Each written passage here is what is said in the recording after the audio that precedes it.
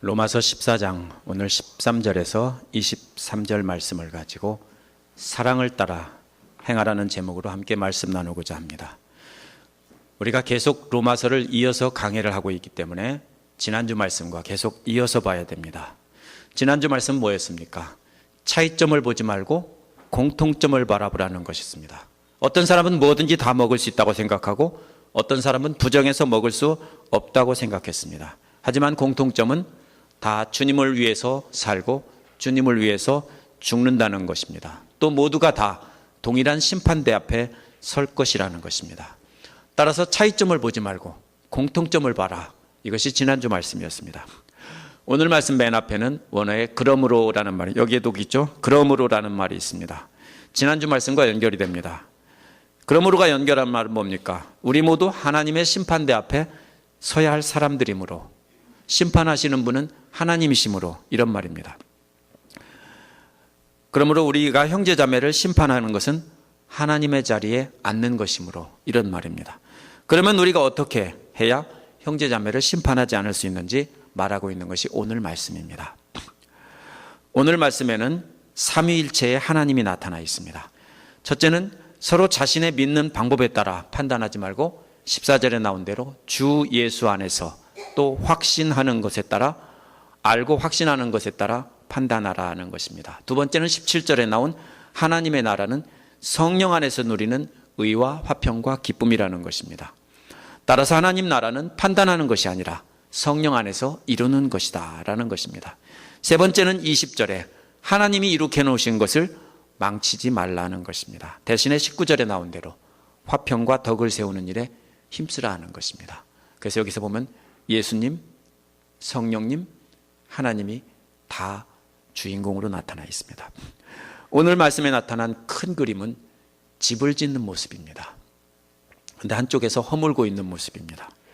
그 안에 작은 그림은 걸림돌과 음식입니다. 걸림돌과 음식이라는 걸로 집을 허물고 있습니다. 걸림돌과 음식이라는 말은 서로 다른 그림처럼 보이지만 실제로는 같은 말입니다. 이러한 기준으로 사람을 판단하는 것은 사랑이 아니라는 것입니다. 그러면 무엇이 사랑인지 그 본문에 나타난 그림을 생각하며 오늘 말씀을 자세히 보도록 하겠습니다. 첫 번째로는 예수 그리스도의 사랑을 따라 판단하라는 것입니다. 13절에서 15절의 핵심 단어는 주 예수라는 말입니다. 주 예수의 사랑을 기준으로 판단하라는 것입니다. 13절은 서로 남을 심판하지 말라는 명령으로 시작합니다. 주로 유대인 신자들은 율법에 따라 부정한 음식을 먹지 않았습니다. 하지만 대다수의 교인들은, 이방인 교인들은 아무 음식이나 상관없이 먹었습니다. 왜냐하면 예수께서 마태복음 15장 11절에서 사람의 입에 들어가는 것이 사람을 더럽게 한다고 하지 않는다고 하셨기 때문입니다. 따라서 우리 기준으로 생각하면 대수롭지 않은 것 가지고 다툰 것처럼 보입니다. 바울 당시 이방인 신자들도 대수롭지 않게 생각하고 비판했습니다. 하지만 유대인 입장에서 보면 음식을 가려 먹는 문제는 심각한 문제입니다. 다니엘과 세 친구들은 사자굴에 던져질지라도 왕의 음식을 먹지 않겠다고 했습니다. 목숨을 걸었습니다. 그 사람들은 그게 수천 년 동안 하나님을 섬기는 일이라고 생각하며 목숨 걸었던 거예요. 그런데 이방인 입장에서 아무것도 아니라고 하는 겁니다. 이처럼 서로 생각이 다르다고 서로 심판하지 말라는 것입니다. 남을 심판하지 말라는 말은 예수님께서 마태복음 7장 1절에서 한 말씀을 그대로 하고 있는 것입니다. 그 대신에 형제자매 앞에 장애물이나 걸림돌을 놓지 않겠다고 결심하라는 겁니다. 이 결심하라는 말이 13절 앞에 나와 있는 심판하지는 말라과 똑같은 말입니다. 따라서 남을 심판하지 말고 대신에 장애물이나 걸림돌을 놓고 있지 않은지 자신을 심판하라는 말입니다. 이해가 되시죠? 똑같은 말이에요. 남을 심판하지 말고 누구를 심판하라고요? 자신을 심판하라고요. 장애물이란 말은 고린도전서 8장 9절에도 나오는데요. 아무 음식이나 먹어도 된다고 주장하는 것이 바로 장애물입니다. 유대인 신자들에게는 심각한 장애물이었습니다. 반대로 유대인 신자들은 뭐라고 했을까요? 정결법에 따라 도축하지 않은 고기는 먹으면 안 된다고 주장했습니다. 이것도 역시 뭡니까? 걸림돌입니다. 한쪽에선 장애물을 놓고 한쪽에선 걸림돌을 놓았습니다. 결국 자신이 갖고 있는 확신에 따라 남을 심판하는 것이 장애물이고 걸림돌인 셈입니다. 따라서 이 구절은 음식에 관한 것을 폐지하라, 지켜라는 말이 아닙니다. 자신의 생각을 기준으로 장애물이나 걸림돌을 남에게 놓고 있지 않은지 자기 자신을 잘 심판해봐라 하는 겁니다. 우리 모두는 남을 심판하기보다 남에게 장애물이나 걸림돌을 놓고 있지 않은지 자신을 심판해야 합니다. 이것이 우리가 하지 말아야 될 것입니다. 그럼 해야 될 것은 무엇입니까? 14절에 나와 있습니다. 주 예수 안에서 알고 확신하는 것에 따라 행동하라는 것입니다. 예수님의 가르침에 따르면 뭡니까? 그 자체로 부정한 것은 없다입니다. 다만 부정하다고 여기는 사람에게만 부정하다는 것이 예수님의 가르침입니다. 여기서 부정하다는 말은 위생적으로 더럽다는 말이 아니고요, 율법을 기준으로 볼 때 먹지 말아야 될 음식이라는 뜻입니다. 여기서 문제가 되는 사람들이 누구였을까요? 대다수의 로마교회 이방인 신자들이었던 강한 자들입니다. 저들은 예수님의 가르침을 잘 알고 있기 때문에 어떤 음식이든 먹어도 상관없다라고 주장했습니다. 15절에 보면 이들이 음식 문제로 형제의 마음을 상하게 했다고 했습니다. 아무 음식이나 먹어도 상관없다며 바보같이 왜 그런 것도 안 먹냐라고 마구 비난한 겁니다. 너희들은 예수님 말씀도 모르냐? 이렇게 비난한 것입니다. 마음을 상하게 만들었다는 말은요, 슬프게 만들었다는 뜻이라기보다는 분노하게 만들었다는 것입니다. 한번 생각해 보세요. 수천 년 동안 먹을 음식 안 먹을 음식을 가려 먹은 사람에게 갑자기 먹어도 된다고 마구 먹으라고 하는데 그게 먹히겠습니까? 만약 그렇게 행동한다면 사랑을 따라 행하는 것이 아니라는 것입니다. 여기서 사랑이란 예수 그리스도의 사랑입니다. 예수께서는 원수까지도 사랑하셨습니다. 그런데 한 교회 안에 있는 형제를 사랑하지 않고 별것도 아닌 것 가지고 비판하고 있으니 그리스도의 사랑을 따라 행하는 것이 아닌 것입니다. 15절 뒷부분에 명령이 나옵니다. 음식 문제로 그 사람을 망하게 하지 말라는 것입니다. 왜냐하면 예수 그리스도께서 그들을 위해 죽으셨다. 예수께서 죽으신 그 사람들을 위해서 너희들이 왜 뭐라고 하냐 하는 겁니다. 여기 지금까지 하지 말라는 명령을 유심히 보면은 점점 강조되고 있는 것을 알 수 있습니다. 첫 번째 13절에서 뭐라 하겠습니까? 장애물이나 걸림돌을 놓지 말라고 했고 15절 앞에서는 마음을 상하게 하지 말라, 즉 화나게 하지 말라고 했습니다. 한 걸음 더 나간 겁니다. 장애물을 놓은 것보다 더 강한 표현이 화나게 하지 말라. 15절 뒷부분에는 망하게 하지 말라는 것입니다. 망하게 한다는 건 뭡니까? 죽게 한다는 뜻인데요, 결국 뭡니까? 구원받지 못하게 한다는 뜻입니다. 점점 강조하고 있습니다. 이렇게 강조하면서 분명히 하지 말라는 것입니다. 아무 음식이나 먹어도 상관없다며 함부로 강요하고 정죄하는 것은 걸림돌을 놓는 것이고 화가 나게 하는 것이고 결국 믿음에 떠나게 해서 멸망을 하게 한다는 것입니다. 유대인 크리스찬들은 자신들의 전통에 따라 음식을 가려 먹는 것을 목숨보다 중하게 여겼습니다. 그런데 저들을 비난하면서 먹으라고 강요한다면 결국 교회를 떠나게 하고 믿음을 포기하게 만든다는 것입니다. 그 당시 상황에서 굉장히 중요한 문제였어요. 그런데 주님께서는 그 사람들을 구원하기 위해서 죽기까지 하셨다는 겁니다. 우리가 그렇게 주님께서 죽기까지 사랑하신 그 사람들을 함부로 정죄해서 그리스도를 믿는 믿음에서 떠나게 한다면 안 된다는 겁니다. 따라서 우리가 남을 판단하기보다 먼저 우리가 그리스도 예수의 사랑을 따라 행하고 있는지 먼저 자기 자신을 판단하라는 것입니다. 이것이 첫 번째로 기억해야 될 요점입니다. 두 번째는 성령 안에서 하나님 나라를 이루라는 말입니다. 16절에서 18절의 주인공은 성령님입니다. 자기의 생각을 따라 판단하지 말고 성령 안에서 거하면서 하나님 나라를 이루어가라고 했습니다. 16절은 여러분이 좋다고 여기는 일이 도리어 비방거리가 되지 않게 하라고 했습니다. 좋다고 여기는 일이 뭡니까? 음식 자체는 부정한 것이 아니므로 먹어도 상관없다는 것입니다. 이 말은 예수님께서 하신 말씀이기 때문에 분명히 맞는 진리입니다. 하지만 중요하지 않은 문제로 교회 안에서 다툼이 되게 하면 절대로 안 된다는 것입니다. 17절은 원어에서 왜냐하면이라는 말로 시작합니다. 그 이유를 설명하는 겁니다. 17절 함께 읽어보겠습니다. 하나님 나라는 먹는 일과 마시는 일이 아니라 성령 안에서 누리는 의와 평화와 기쁨입니다. 로마 교회는 지금 음식에 관한 정결법으로 다투고 있는 것입니다. 하지만 이것은 중요한 문제가 아니라는 것입니다. 교회는 하나님의 나라를 이 땅에서 이루는 곳입니다. 그런데 성도끼리 우상에게 바쳤던 음식을 먹어도 되냐 안 되냐를 가지고 싸우고 있던 겁니다. 특히 아무 음식이나 먹어도 된다고 생각하는 사람들이 대다수였습니다. 저들은 음식을 구별해서 먹는 소수를 비난하고 책망을 했습니다. 이것은 교회의 본질을 놓친 것입니다. 하나님의 나라는 먹고 마시는 것이 아니라는 겁니다. 하나님의 나라는 뭡니까? 성령 안에서 누리는 세 가지, 의와 평화와 기쁨이 있는 곳이라는 것입니다. 의란 뭡니까? 예수 그리스도를 믿는 믿음으로 하나님 앞에서 무죄 판결 받았다는 뜻입니다.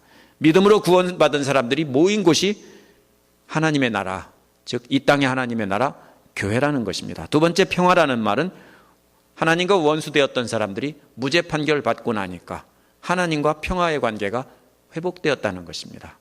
함께 그리스도의 피로 구원받은 사람들끼리 그래서 한 몸이 되었다는 것입니다. 이것이 두 번째 요소인 평화입니다. 세 번째는 기쁨입니다. 무죄 판결받고 평화의 관계가 되고 보니까 그 마음에 뭐가 있습니까? 기쁨이 넘칩니다. 따라서 예수 그리스도의 피로 구원받은 성도들이 모인 곳에는 의와 평화와 기쁨이 있다는 것입니다. 이 세 가지가 성령 안에서 이루어지는 것입니다. 따라서 교회는 성령 안에 거하면서 이 세 가지를 함께 누리며 하나님 나라를 이루는 곳이라는 것입니다. 그러므로 이 세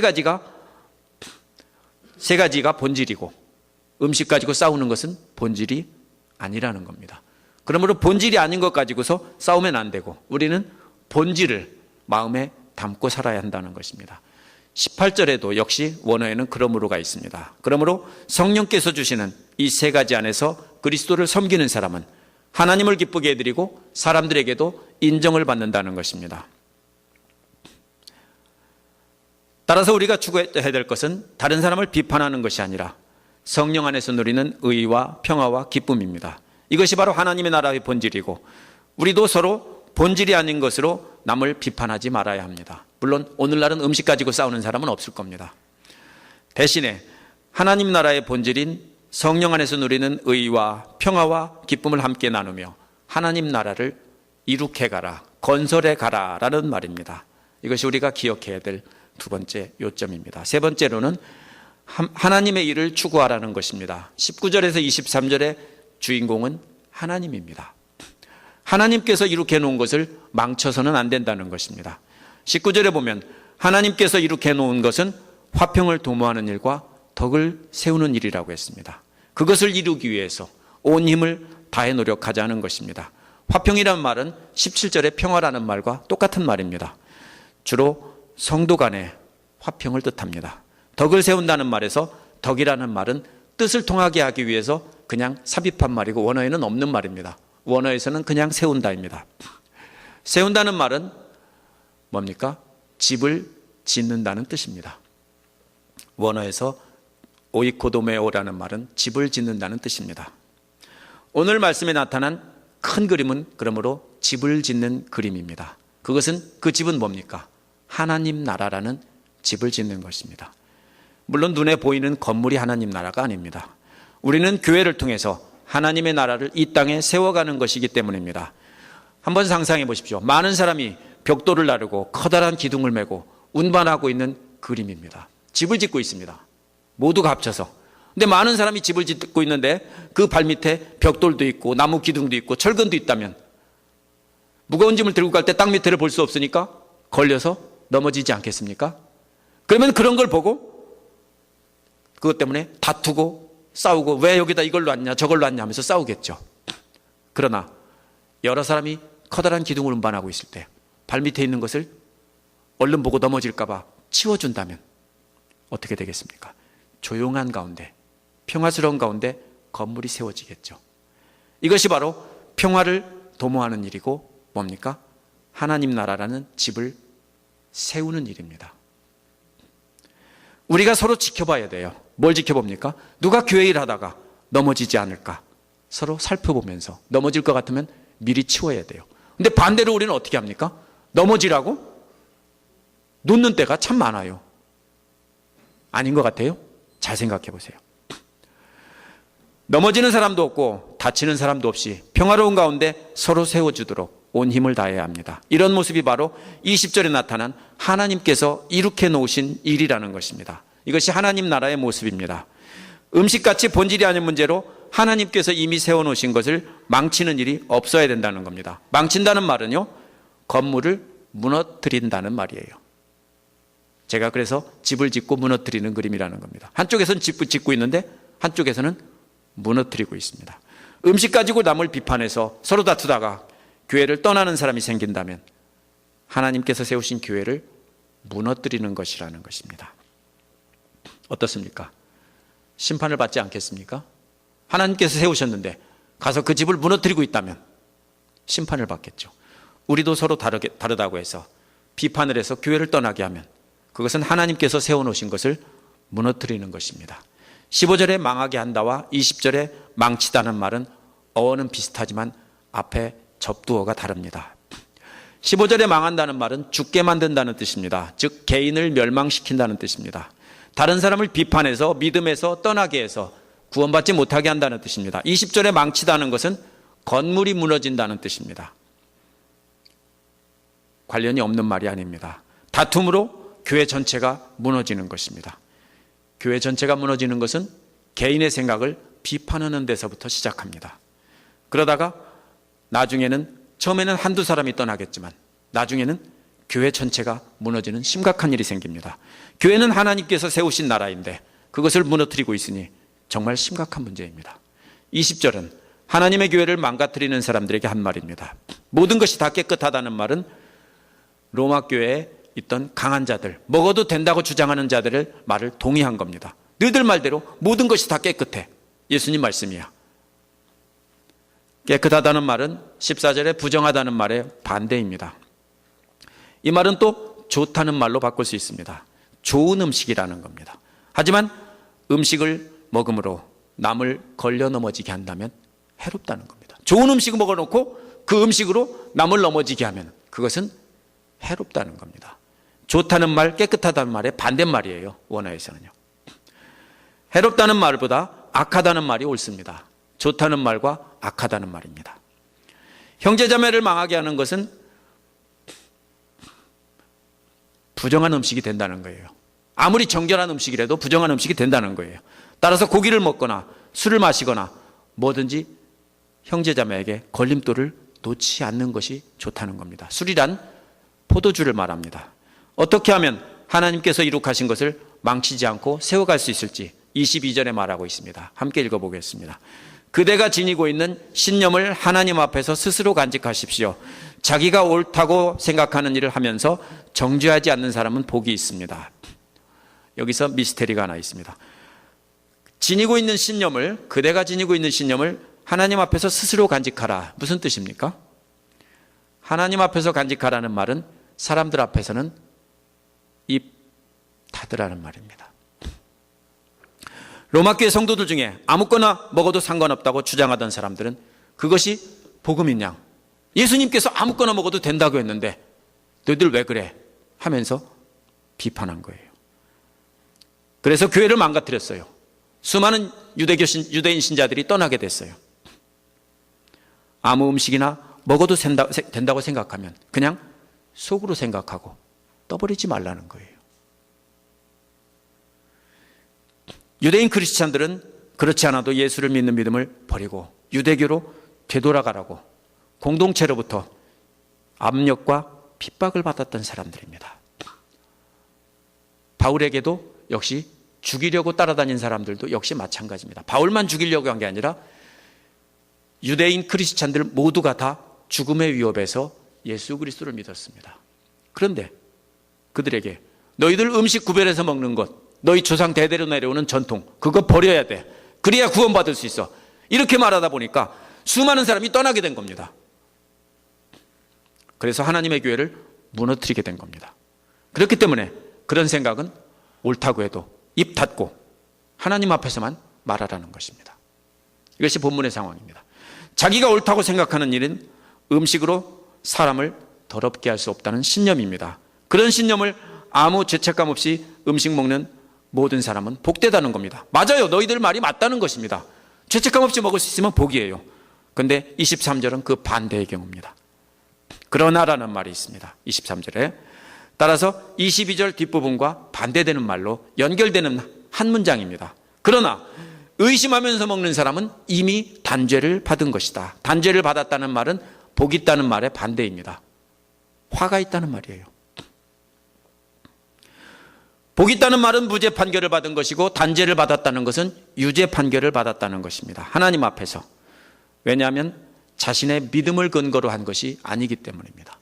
유대인 신자들은 음식을 가려 먹는 것이 하나님을 잘 섬기고 구원받는 길이라고 생각했는데 그러면 그 믿음대로 하는 것이 복된 거라는 거예요. 그런데 생각은 그런데 옆에서 아니라고 하니까 할 수 없이 먹으면은 그거 뭡니까? 먹고도 뭐라고 생각합니까? 자기는 하나님 앞에 심각한 죄를 범했다라고 생각하는 겁니다. 그러면 뭡니까? 정죄를 받게 하는 거라는 겁니다. 그러므로 자기 생각이 옳다고 하더라도 공동체를 위해서 자기의 생각을 함부로 주장하면 안 된다는 겁니다. 마지막 절의 뜻은 자신의 믿음대로 행동하라는 겁니다. 먹는 것이 좋다고 생각하면 그대로 행하고 먹지 않는 것이 좋다고 생각하면 그대로 행하라는 겁니다. 결국 무슨 말입니까? 교회 안에 둘 다 그냥 놔두라는 겁니다. 부정한 음식을 먹는 것이 죄라고 생각하면 먹지 말고 먹어도 된다고 생각하면 먹으라고요. 먹는 것이나 먹지 않는 것이나 그 자체가 죄는 아니고 복음의 본질은 아니기 때문입니다. 그러나 형제자매를 정죄해서 믿음에서 떠나게 한다면 그것은 심각한 죄라는 것입니다. 왜냐하면 하나님께서 세우신 교회를 무너뜨리는 것이기 때문입니다. 따라서 우리는 사소한 것으로 하나님의 교회를 무너뜨리지 말고 서로 평화스러운 관계를 유지하면서 성도들을 세워나가는 일에 온 힘을 다해야 합니다. 그것이 바로 우리가 하나님의 일을 추구하는 것입니다. 오늘 말씀을 정리하겠습니다. 우리는 복음이 본질이 아닌 것으로 서로 비판해서는 안 된다는 것입니다. 본질이 아닌 것으로 형제자매를 믿음에서 떠나게 하면 안 된다는 것입니다. 성자 그리스도께서 그들을 구원하기 위해서 죽으셨습니다. 그런데 우리가 그들을 비판해서 믿음에서 떠나게 하면 그리스도의 사랑을 헛되게 하는 것입니다. 하나님의 나라는 또 성령 안에서 누리는 의와 평화와 기쁨이라고 했습니다.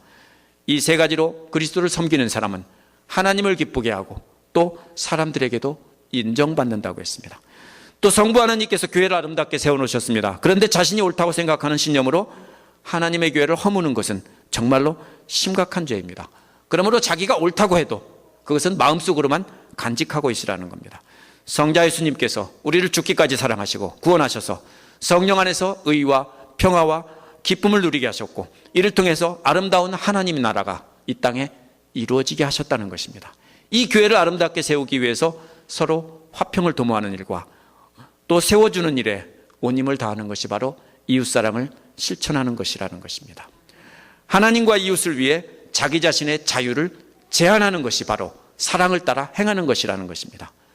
설교의 황태자라고 불리던 영국의 스펄전 목사님이 있었습니다. 그 사람은 골초였다고 합니다. 오늘날도 유럽의 목사님들이나 신학교 교수님을 초빙하면요 강의를 끝나고서 바로 뭡니까? 그 자리에서 바로 담배를 물고 담배를 피워요. 깜짝 놀랐어요. 저도. 목사님들이 그 자리에서 담배 꺼내서 피워요. 어느 날 스펄전이 한 가게 앞을 지나다가 충격적인 광고를 봤습니다. 그 내용은 스펄전의 씨가 스펄전의 담배라는 겁니다. 사람들은 스펄전이 주님의 말씀을 전하는 사람이라는 것에 주목하지 않고 그가 늘 물고 있는 담배에 주목한 것입니다. 이 광고 때문에 사람들이 건강을 해치고 하나님의 영광을 가린다는 것을 알고 스펄전은 즉시 담배를 끊었다고 합니다. 담배 피는 게 죄냐 아니냐 따져가지고서 뭐 할 겁니까? 담배 때문에 믿음에 떠나는 사람이 있다면 그냥 버려야 되는 겁니다. 하나님께 영광이 되지 않기 때문입니다. 어떤 사람은 화투나 카드를 가지고 친구들과 친척들과 노는 것은 죄가 아니라고 할 겁니다. 믿음이 분명한 사람들은 돈이 오가는 것이 아니라면 윷놀이와 뭐가 다르냐고 하겠죠. 저도 맞다고 봅니다. 그러한 것을 만지는 것은 죄 자체가 아닙니다. 하지만 그것을 보고 거룩하지 못하고 덕스럽지 못하고 성도의 모습이 아니라고 생각하는 사람이 한 명이라도 있다면 어떻게 해야 됩니까? 하지 말아야 돼요. 세상에 집사가 화투를 치다니 하면은 어떻게 해야 돼요? 당장 그만둬야 돼요. 아무리 친구끼리, 아무리 아들하고 같이 노는 거라도 당장 그만둬야 돼요. 혈액순환을 돕기 위해 가끔 혼자 포도주 한두 잔 마시는 것이 죄가 아니라고 하실 분도 계실 겁니다. 성경에서도 뭡니까? 포도주를 조금씩 쓰라고 권했으니까요. 믿음이 분명하다면 그런 건 문제 안 돼요. 그러나 술을 입에 대는 것 자체가 죄라고 확신하고 어려서부터 알코올 중독자인 아버지를 두고 상처를 받고 자란 사람은 술 먹는 것 자체가 심각한 죄라고 생각할 수 있습니다. 그런 사람이 한두 사람이 있다면 어떻게 합니까? 절대로 마시지 말아야 됩니다. 이 밖에도 카지노에 가서 푼돈을 가지고 게임을 즐기는 문제도 결국 마찬가지입니다. 우리 교회 어떤 분이 다 찢어진 청바지를 온 일이 있습니다. 기억하시죠? 그분에게 책망을 했습니다. 어떻게 생각하세요? 본질입니까? 찢어진 청바지가 본질입니까? 한국교회에서도 똥꼬벨라 치마를 입고 교회를 오면요 어떻게 합니까? 쫓아내는 장로님들이 계세요. 여기가 어딘데? 그래서 아이의 믿음에서 떠나게 만듭니다. 이게 뭔데요? 교회를 허무는 거예요. 똥꼬벨라 치마 입고 어때요? 나중에 지나면 어떻게 될 건데요? 믿음이 생기면 어떻게 할까요? 잘 입겠죠. 성숙해지면 이 모습이 아름답지 못하다면 잘 입을 겁니다. 그거 뭐라고 할 일이 아니에요. 찢어진 청바지 입는 거 상관없어요. 교회 와서 어떤 일을 할 때 어떤 형제가 드럼을 쳤는데 어떤 분이 그걸 뭐라고 했대요. 그래서 그 뒤로 안 나오십니다. 이거 뭐예요? 저 누군지 몰라요. 근데 그분이 그 뒤로 안 나와요. 핵심이에요? 교회 와서 드럼 연습하고 치면 어때요? 복음의 핵심이 아니에요. 근데 우리가 대부분 뭡니까? 이런 쓸데없는 일을 가지고 자기는 의인이고 남은 죄인이라고 함부로 정죄하다가 뭡니까? 하나님 앞에서 영원히 끊어지게 만든다는 것입니다. 뭐든지 그리스도인으로 덕이 안 된다면 그것이 옳다고 해도 하지 말아야 됩니다. 나의 확신과 자유 때문에 다른 사람을 넘어지게 한다면 그것은 성부, 성자, 성령께서 함께 세우신 교회를 무너뜨리는 것입니다. 내 생각대로 남을 판단하지 말아야 합니다. 내가 옳다고 믿는 것으로 남을 비판하면 교회를 무너뜨리는 것입니다. 그러므로 내 생각과 다르다고 비판하지 말아야 됩니다. 그런 생각은 혼자서만 간직하고 있어야 됩니다. 하나님 앞에서만 간직하라고 했습니다. 그럴 때 다른 형제자매와 평화의 관계를 유지할 수 있습니다. 또 남을 믿음 위에 세워줄 수 있습니다. 우리는 본질이 아닌 것 때문에 남을 실족하게 하면 안 됩니다. 우리는 하나님 나라의 본질인 의와 평화와 기쁨을 함께 누리며 하나님 나라를 건설해야 하는 것입니다. 이를 위해서 내 자유를, 내 신념을 포기하는 것이 바로 사랑을 따라 행하는 것입니다. 기도하겠습니다.